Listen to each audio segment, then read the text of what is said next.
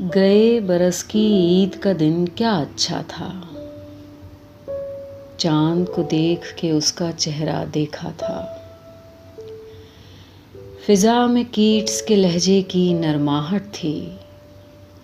मौसम अपने रंग में फैज़ का मिसरा था।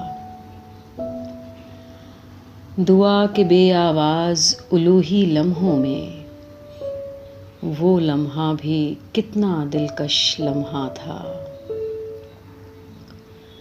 हाथ उठाकर जब आँखों ही आँखों में उसने मुझको अपने रब से मांगा था, फिर मेरे चेहरे को हाथों में लेकर कितने प्यार से मेरा माथा चूमा था। हवा कुछ आज की शब का भी अहवाल सुना, क्या वो अपनी छत पर आज अकेला था।